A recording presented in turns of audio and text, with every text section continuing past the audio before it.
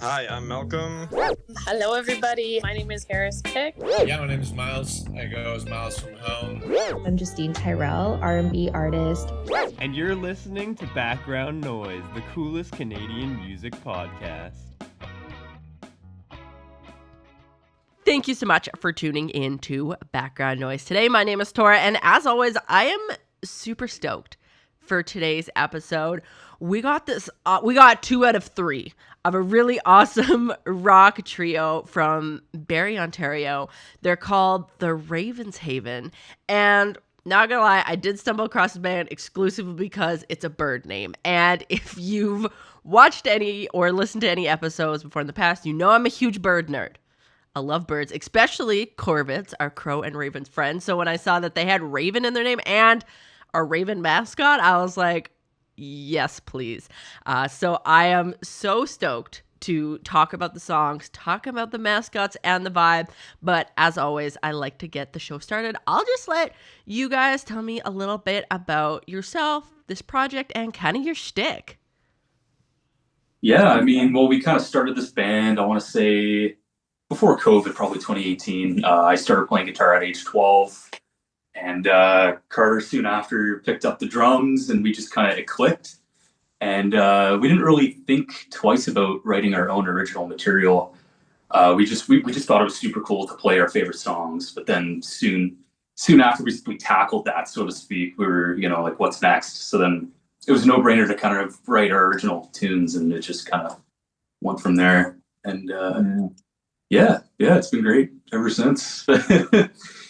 I'd say on top of that, once Quinn, it's interesting because when I was a lot younger, before you even picked up the guitar, I was not like a big listener on music.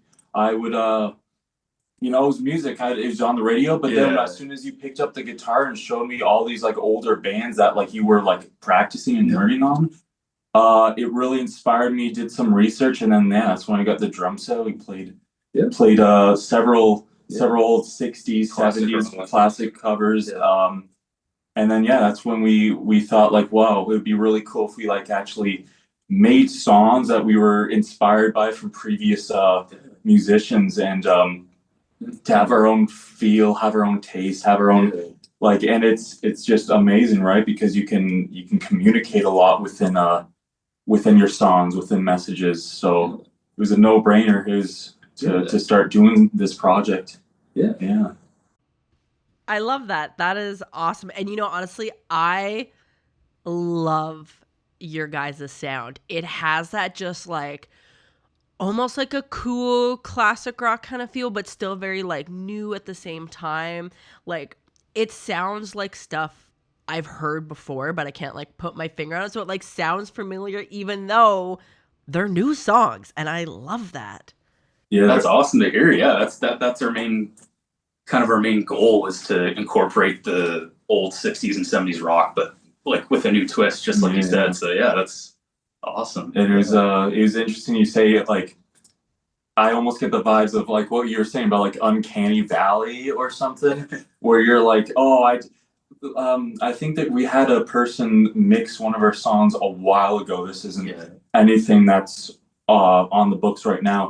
But he had the same sort of impressions too, where he was listening to like a song we were pitching him to, and he said the same thing, like, or I think his wife said it. He was like saying, the wife was saying that like she heard and thought it was some like hit from the 80s, and then it was like 90s. Thought it was some 90s grunge song, and then it was just like a demo. And then the guy was like, oh yeah, definitely wink wink, and there's like, no, just working on it. Yeah, it's good to hear. Like that's our main thing there. So we get a lot of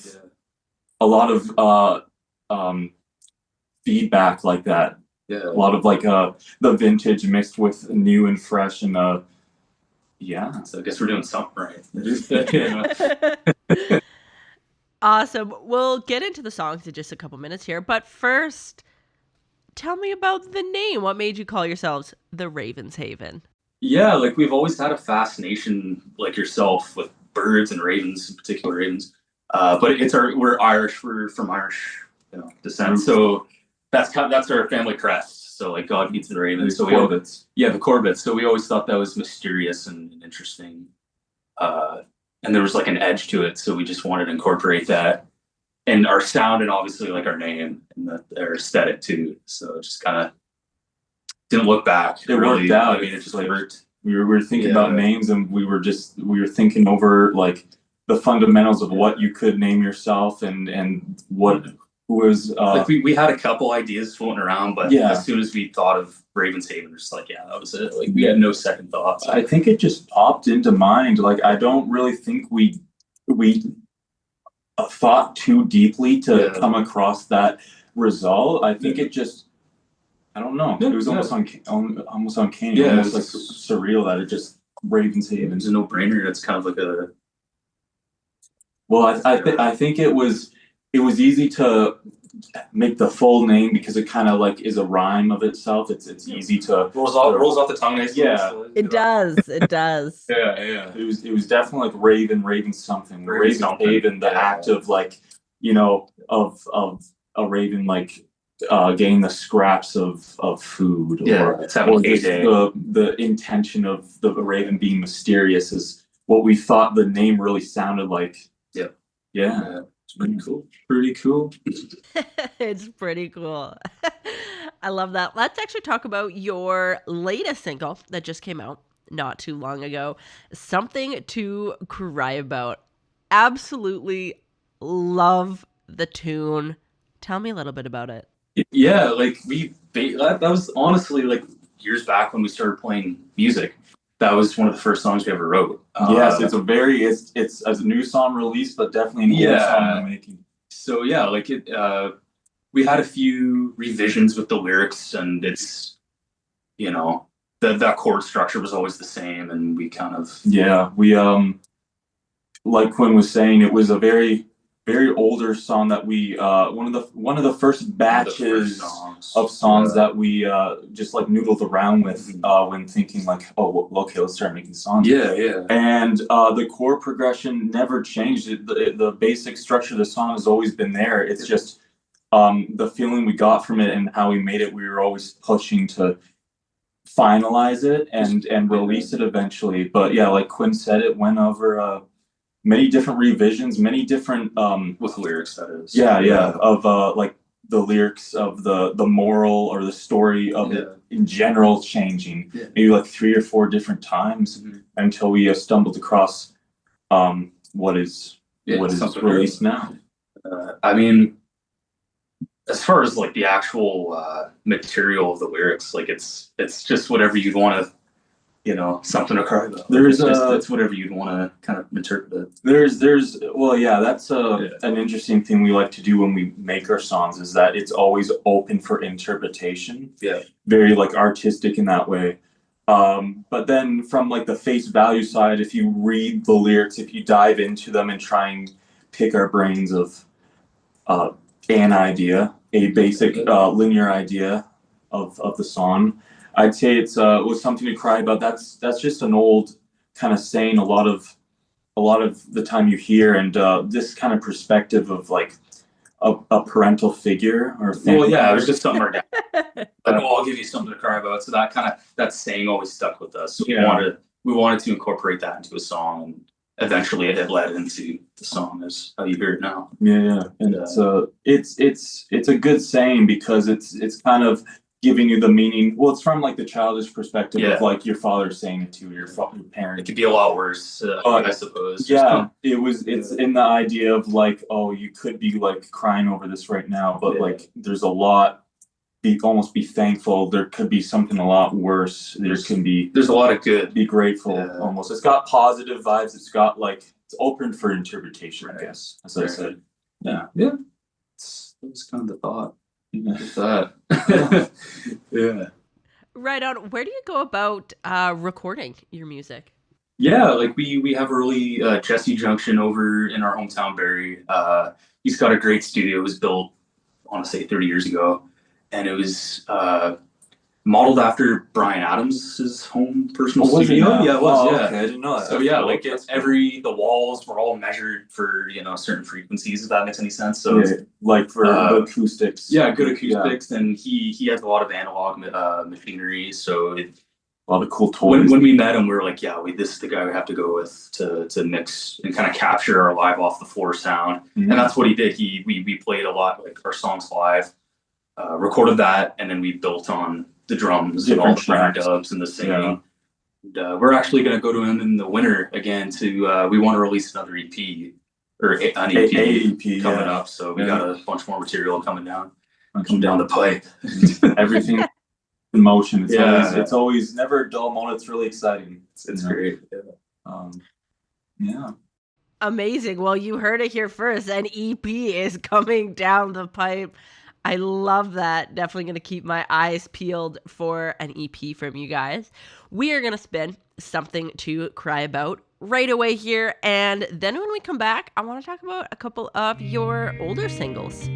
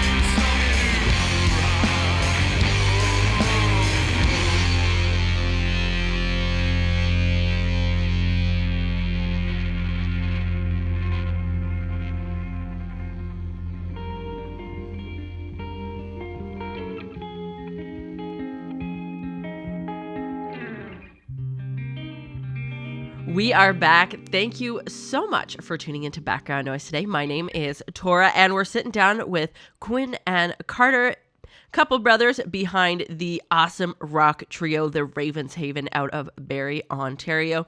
We just listened to their latest single, Something to Cry About, but I want to take it a little bit back. It's not that far back. They're a pretty new band.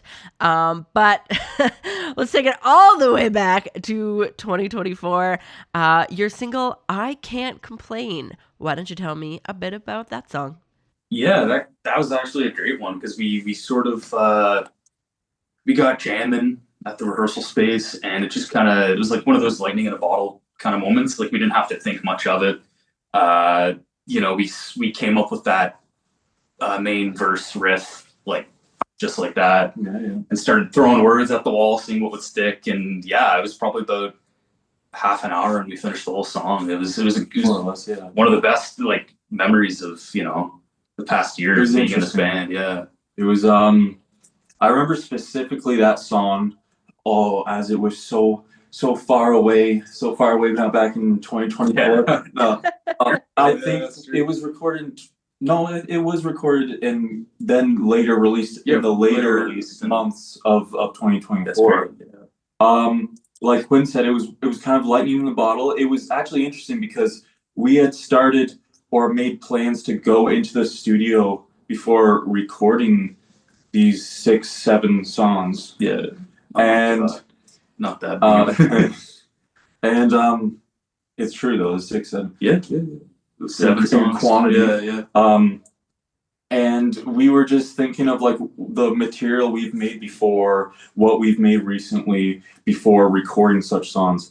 And it was very spur of the moment. We made it just from like a practice session. And shortly after, I think the funny thing is we recorded 2 full days, and then maybe there was an odd like 2 other days that were like maybe a couple hours in between. That's right. But I believe it was such a fresh song at the time that I remember we didn't even have the lyrics fully done when we went into the studio for the first day. Yeah, we were just waiting. It was We were like, it was that fresh. we're gonna get it done at the end of this weekend in the studio, whether Yeah. we like it or not. But yeah, It was very, very interesting. it's kind of good though working under pressure in that way, because you do come up with very creative songs, or you don't. It's just like it's hit or miss. But Yeah. in that case, we did something there. There's a lot of stuff we did in that studio that were through like spur of the moment ideas, spur of the moment, like let's try this, let's try that, and it really shaped those songs. Yeah, It it shaped shaped the this tone. specific song. Yeah, And it was unique. yeah, it was very unique. It interesting. was a great experience going into the studio for the first time. That was, you know, A studio like that. a studio like that for sure. Yeah, Mhm. yeah. That's awesome. Honestly, I love hearing stories like that where, you know, bands are just like, yeah, we went into the studio and then it was just like something took over and we just wrote this song and it was great. And then sometimes you hear stories, and especially a lot of times when it's like home studio bands and they're like, it took me 7 months to write this song, because you have infinite time. So there definitely is that little bit of pressure that I think encourages the creativity sometimes. I love that. Totally. It's definitely a spectrum of like all the stories you're saying of like what happens quickly, what takes longer. Yep. And it just comes down to, you know, from an artistic artistic approach of you know, the metaphorical of finishing the painting, finishing the marble slab, of like getting it nice and fine tuned. It can definitely take a long time. Yes. We were very grateful that I believe we made sure those songs were like good to go before we recorded they them. had good bones, and we kind of shaped them after the fact, like you Yeah. know, post, you know, But just with the overdubs and all that. I But, definitely can yeah. imagine it taking a long time to create any song. Oh yeah, you hear that a lot. Yeah. Yeah. And another song I want to chat about that also came out in 2024 was Don't Panic. Why don't you tell me a bit about that one? And then we'll spin both of those songs right after. Yeah, like we always, like, in our music, we're big fans of Queens of the Stone Age and that kind of 90s desert rock, but like grunge, there's grunge elements in there. We just wanted to make more of a harder song, like in that kind of drop D tuning and more aggression. So I came up with this riff, and we just kept jamming on it, and we shaped it into that main burn diggle and kind of came up with the hook after the fact, but we just kind of went with it. It was kind of another one of those, like, you know, spur of the moments, like I Can't Complain. Yeah. Over a couple jams, we kind of shaped it you know, all the It verses and took the some, choruses. yeah, it took some time to really Yeah. get it all It took a little there. bit more time, yeah. I'd say let's say a month of practice sessions of finalizing, of changing Yeah, lyrics, all the extra guitar overdubs. for sure.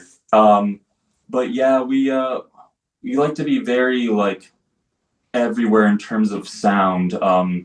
As we were talking about, I Can't Complain, which I believe everyone will be listening to soon. Yeah. Is a very like, should you say like radio friendly kind of song? It's Kind of more of not a radio, hard. It's just not really hard Yeah. compared to I Don't Panic. I Don't Panic? That Don't could be a panic. new one. Part two. I'm getting my music mixed up. Gosh. Oh, it's all good.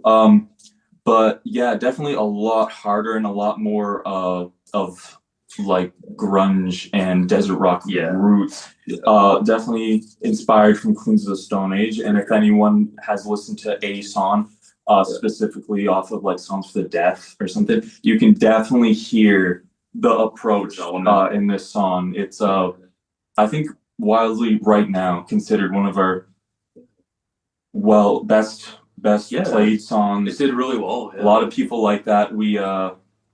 So it was interesting because with all these songs they had different approaches, different sounds and styles, while kind of still all keeping retaining our to our ideals. Yeah. So it was kind of like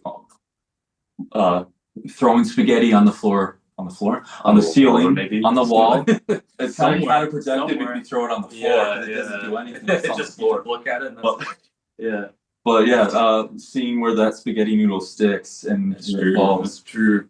When Yeah. it's al dente. Al That's the dente? best part, yeah. That was our al dente song, I guess. Al dente. Wow. I didn't even know we had that song, so that's Yeah. crazy. That's he's making songs right now on this interview, and I don't even realize it. That's how Incredible. Ah. he's made like songs from this Oh, podcast alone. Not that. Yeah. You know. They're Hey, bangers.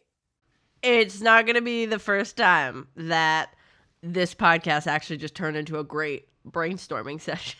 We had one in the last episode with Daniel Martin and the Infamous, where they're going to work some more costume changes into their set, specifically on the song All Goth Girls Look the Same. They're so much fun, and that's why I love doing this. So we are going to spin both those songs right away here. I Can't Complain and then Don't Panic. And then when we come back, it's time for one of my favorite parts of the show, where we get to shout out some of the other local musicians that you guys love. And these guys are awesome. So I am so stoked to hear a little bit more about them. And of course, we'll play their songs after that. But first, here is I Can't Complain.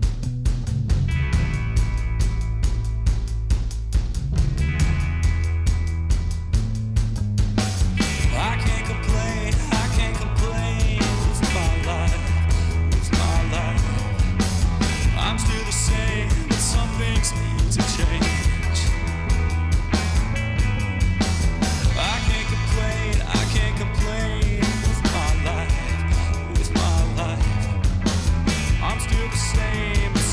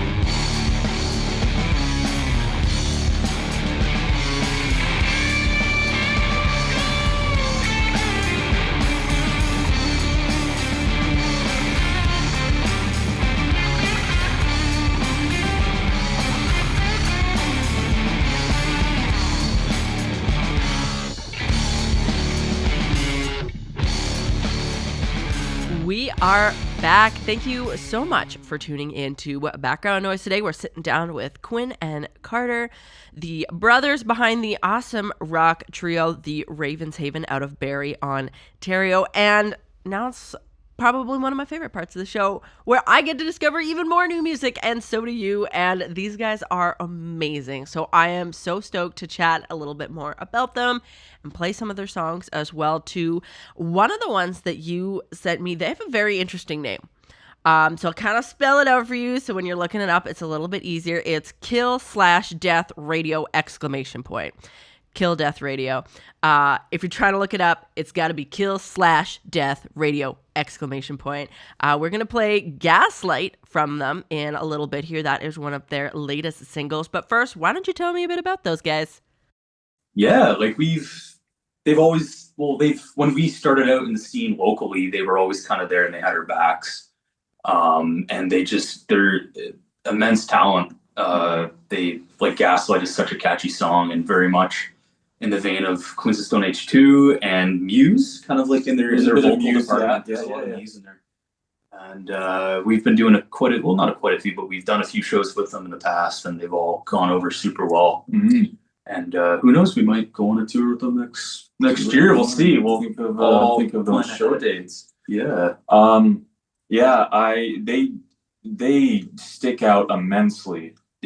With their sound, with their style. The main singer, Aaron he's such a showman on how he talks to the audience, how he moves around. He's laughing all the time when you see him. It's just whenever you see one of their shows, it's always a feel good, happy experience that makes you feel like they're just a bunch of friends that you never knew. Like you've always known. Really, them. They got that, like the Muse. They got Mars Volta. Yeah. And it's an interesting balance of the vocal range on Aaron, on how he'll be screaming at certain points, how he'll be very softly or going on. He's got a lot of talent. He's been doing it for years. I don't know how he does it. He was born with that kind of crazy range. He doesn't even know how he does it. It's always the case when it's these people with such talent, they don't even know they have it. You don't even know. In a way. Yeah, he knows. Yeah.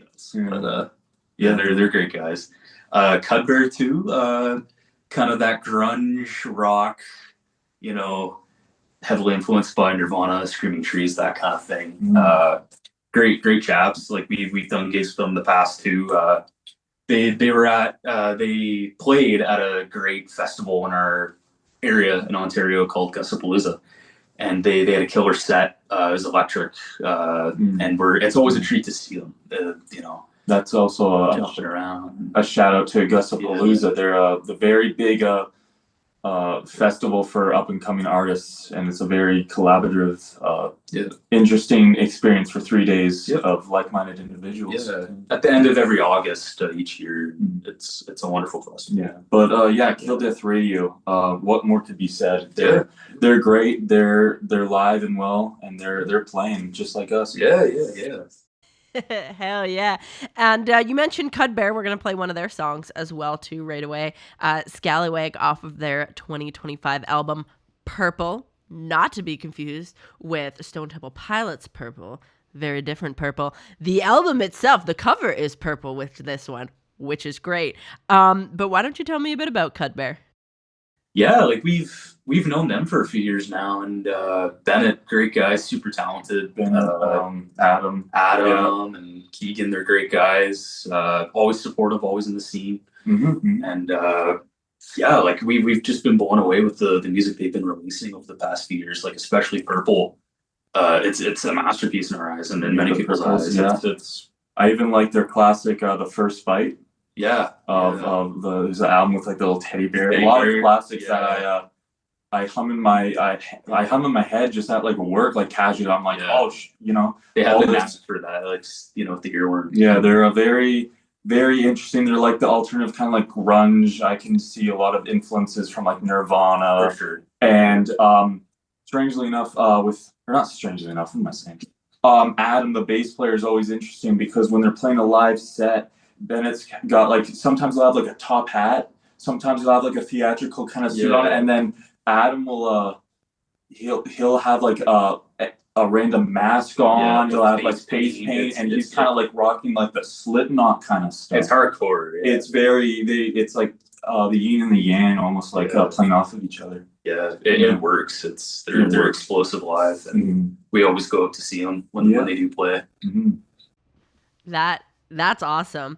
We're gonna spin both those songs right away, but before we do, I know you had a little list there. Was there anybody else we missed on the list that you wanted to shout out as well from your area? Yeah, I had two mentions. I wasn't sure like if we were just going to be two concrete guys or if it was just like two from each of us. So I had two more.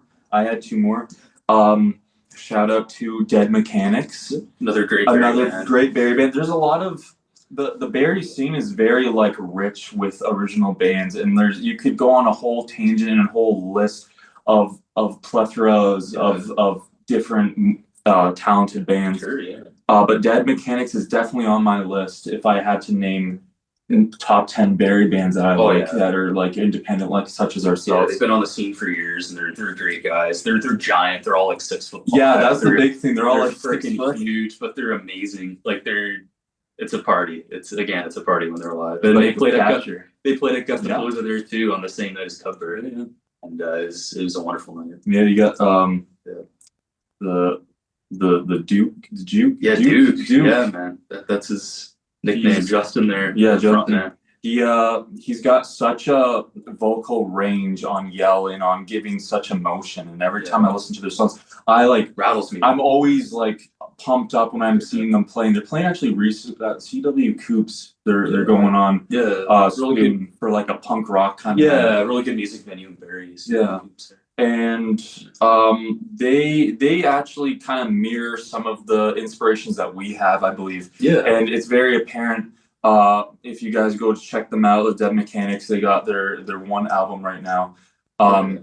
And Is it Seattle? Is that the album? I think Seattle's Yeah. one of the songs. I don't believe it's actually the album name.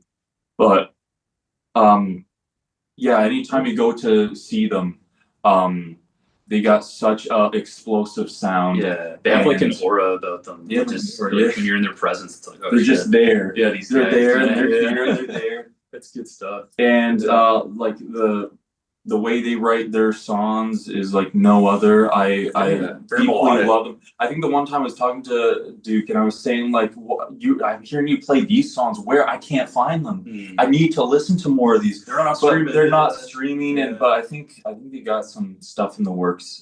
Next End of the next year. couple months, Yeah, end of the yeah, year, they got I yeah. think an album coming out that they announced at Gustapalooza. Oh yeah. That's the only reason why I know. So it's almost like inside scoop. Little- Yeah. So there's them, Yeah. Dead Mechanics, and I also listed KDR. Yeah. So, yeah. So I guess we were both on Yeah. par with we were what we wanted, brothers, what we loved. Yeah, really. Yeah. two minds, you know. Absolutely. Well, I mean, I have time. I can chuck in a Dead Mechanics song in there as well, because why not? So I will find one while we listen to Gaslight from Kill Death Radio, and then Scallywag from Cudbear, and then we'll toss in one from Dead Mechanics as well, just because why not? And then when we come back, we'll bring it back to you guys.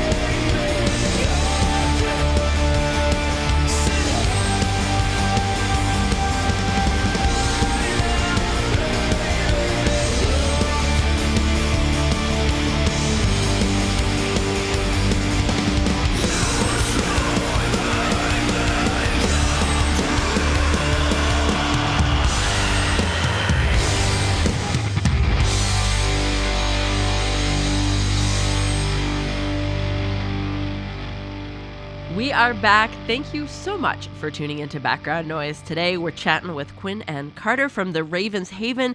Just this awesome rock group from Barrie, Ontario. Honestly, I can't get enough of your guys' sound. As we said earlier in the episode, like, it's really interesting because you sound so familiar, yet, like, I know you're a newer band. And, I mean, I've listened to the songs a few times, but that still doesn't negate the fact that, like, I feel like I've heard it all my life, and I love that. So I'm going to bring it back to one of your newer songs, Green Light. This is April 2025, but you guys also have a cool music video for that one as well. So why don't you tell me a bit about Green Light? Yeah, like it's just kind of one of those things when you like, for songwriters, it's just kind of like the realities of working a day job 9 to 5, and just you're just kind of existing, and the dreaded job. for sure, yeah, and you need to be, or you want to be somewhere better, and whether it's being in a rock and roll band or something like that. It's a big message you hear in a lot of songs. A lot of songs dating back to like the 60s, 50s. Yeah, it goes holy moly. Yeah, it's the sort of time, but it's about kind of breaking away, and then it's like, you don't tell me what to do, boss man. Who you're talking to, just something like the struggles that like can come from a job, and like times where you're like biting your teeth and you're like, I wanna walk out, or but then there's the other side of like, you have to know, you have to swallow some of your pride. You have to you pay bills, pay all the expenses. If you're in a band like us, that's a big expense. Pay your bills. Yeah. Pay your bills. That's a big message. You got to pay your bills, people. Yeah, it sucks, but they don't pay themselves. Ain't that the truth? And why don't you tell me a bit about the music video as well too, and then we'll spin Green Light right away here. Yeah, like shout out to Dominic Laverca. He's a great photographer in Barrie. He just kind of came onto the scene earlier in the year, and he offers a great, he does great photography. Most of the shows we do, he comes out and he takes pictures for us and the local bands in Barrie. He's everywhere. Anytime I'm he's at a great. show in Barrie, he's there, and I'm just like, yes, I can talk to someone I know, someone familiar. I can meet other people and talk to people all day long, but at least I have like, there's this one guy that I know. He's just but like anyway, yeah, we knew we wanted to do a music video somewhere or another, whether it's just us, playing in a room, which that is how he captured us. essentially is. Yeah, like we set up in our rehearsal space, and he came out and did a great job of capturing us playing Green Light live, and then he put the recording on top of that, and you did a lot of the editing with the Ravens kind of appearing in the background. Yeah, so there's a lot we can talk about with that music video, because it was at a point where we had a lot of ideas, a lot of big ideas, like of just like ambitious like ideas of plots of music videos that like we hope to pursue in the future when we have more of that kind of ironed out of how to execute it. Yeah. But this one we were just thinking like, okay, we've made like short clips showcasing songs for either Don't Panic or Green Light. We did a few clips on top of this music video. Sure.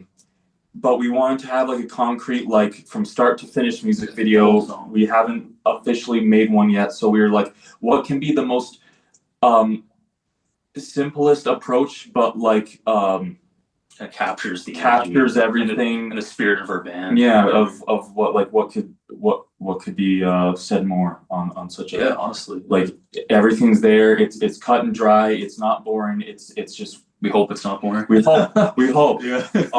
But it's the music video, and so I believe on YouTube the full that's the only place you can actually see the full music video. Videos on YouTube are correct me if I'm wrong, but on that specific video, I don't think there's any overdubs of Ravens or anything. No, it's just the cut and dry, just us playing it. I think it's just it's the audio. It's us the audio. It's not over. It's actually not like overdubbed. It's us playing it live. Yeah, it's raw in there. But on our social medias like Instagram and TikTok, I did a few like cut edits where it's a montage of that music video. Yeah. But then that's where I actually overdubbed the actual recorded song. Kind of give it that authenticity. And that's what Quinn means to say. On those like cut edits, there are overlays of like ravens, like slightly in the background, just like moving. I think one I took of a free use video of like two ravens fighting. Free use, like, you know, No, like I free know. domain. And yeah, it was definitely an interesting experience, to say the least. Yeah, of that music video. Right on. We're going to spin green light in just a sec here. But when we were talking on Instagram before I got you on the show here, I did mention that I loved your artwork. And you guys do your own artwork. Do you want to tell me about that quick? Yeah, like, I mean, Carter's kind of the master at that. Like, that's kind of like a lot of bands in our kind of, I don't know, at our level, they kind of, that's like their weak point, is that they don't really know who to go to for artwork, but Carter just does it in house, so to speak, and it's great. You have to pay someone, or you have to find someone, a friend or family member that could make one.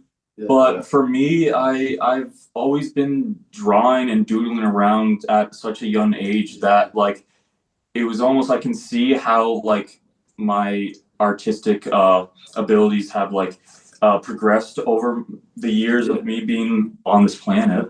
I just like talking like that. It's like very blunt, but just kind of sounds like dry and funny. Almost kind of like the Monty Python or like the Airplane. But yeah, so it's always like come about of me drawing and like expanding my craft, getting better.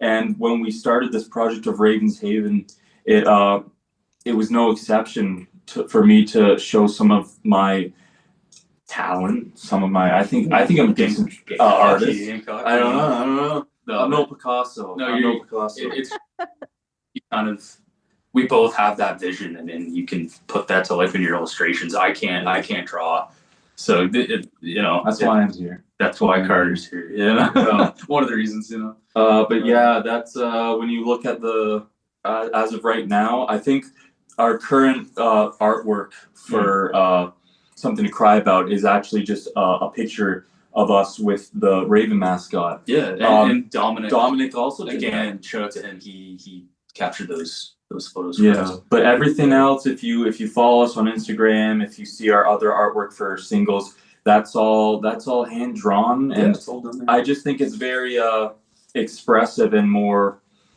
interesting. You know, you could talk about it for hours on hours of like AI and how punch it in. This, you know. But I'm a firm believer on originality and physically making something yourself. So when I make these pieces of artwork, singles, artwork just in general, or posters, I always have that in mind. Your soul listen to that.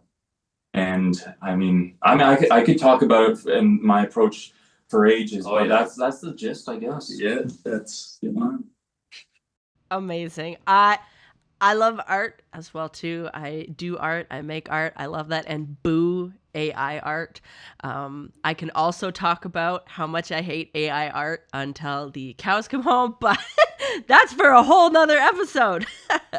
In the meantime, we are going to listen to Green Light from the Ravens Haven, and then when we come back, unfortunately, do have to wind down the show a little bit. All good things come to an end, but I do have one more song that we'll talk about before we do.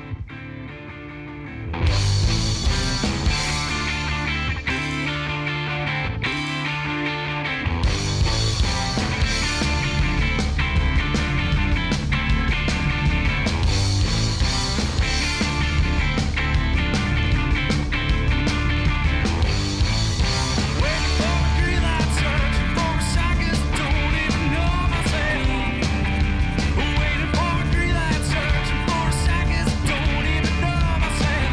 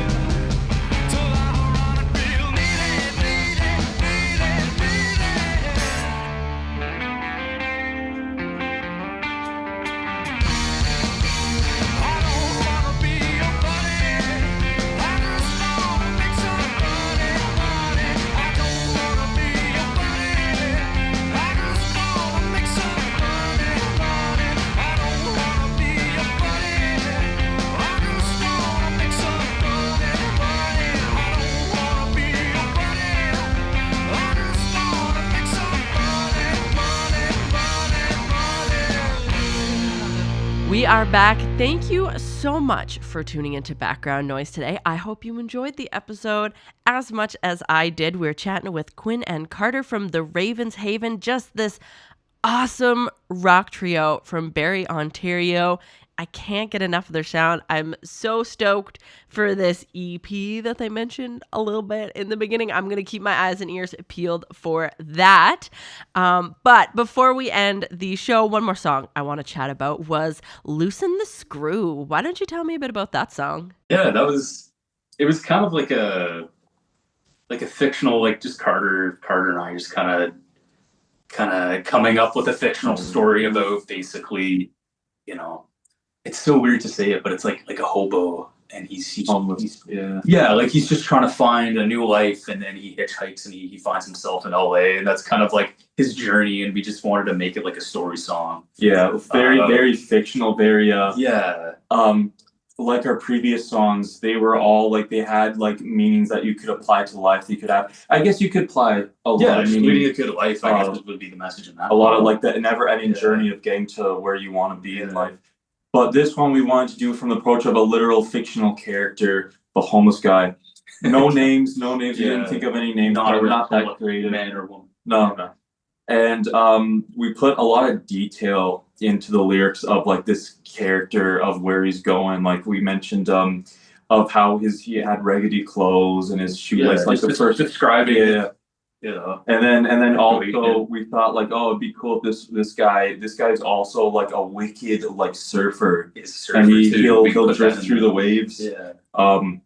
And just him going about his time and journey of going to, I think you put in LA. Well, trying to get out of that shell where it is, leading a different life, or going to a land where dreams are made. I suppose, LA, but we had such a fun time just kind of brainstorming and just throwing whatever, and just it was a great time. Yeah, I like that song a lot. Yeah, it's great. We love one of our favorite songs playing live. Yeah. Is that song.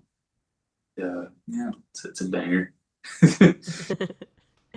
Right on. Now, before we play Loosen the Screw, I know you mentioned that EP a little bit at the beginning, but is there anything we really should be keeping our eyes and ears out on you for? Yeah, like, I mean, we're planning to go into the studio around what do you think? Like when the snow flies? Probably late December, maybe January. Yeah, realistically. So we're thinking early next year. We want to have probably 4 or 5 songs. We have a lot of those songs already down packed that we're very excited to actually record. We've been playing them live a lot. We just want to actually record them and get them set in stone. Yeah. And I think all these songs as a collection are another interesting take on our never-ending kind of journey of honing in on our feel and sound. Yeah. So these songs that like we have out, and I think we have a few more we're gonna release. Yeah, we have 2 more with the batch of songs we released or we recorded last year. We have 2 more of those, and those are good. Those are good. Yeah, we have. But you can really tell like when those songs are dropped, and then the eventual release of this Lucid EP. Yeah, we'll be teasing it. Yeah. We'll be teasing it a ton. So it'll be exciting. It'll definitely take shape, and you can hear a different approach in other ways that our previous songs were in different directions. And this one, I really think as a package will be like a complete feeling of our, like you're saying, our never-ending conquest to hone in our feel, our look. It's basically it. Really. Yeah. Amazing. I love that. And honestly, I am so glad to have stumbled across you guys and that I get to watch and listen to this journey. I will forever be a fan. And if you guys ever make your way out to good old Edmonton, please reach out to me and let me know, because I would love to see one of your shows live. And thank you again so much for taking the time to come on the show in general. I really appreciate it. It was a pleasure. Thank you for having us. Thank you for having us. I always love podcasts because you can always talk so much about different approaches, and And every podcast is different. Like the questions we've been asked They're all before. great. This podcast, we're always diving into different areas of our brand, our band, and it's fun, it's always interesting to actually like dive deeper into things that like, oh shoot, I wasn't even thinking about it that. inspires us. It more. actually It's does just, inspire us to constantly be thinking of the idea. It's a great time. Thank you. Amazing. Well, I love hearing it, and I love hearing all the stories. So again, thank you so much for coming on the show. This is Loosen the Screw from the Ravens Haven.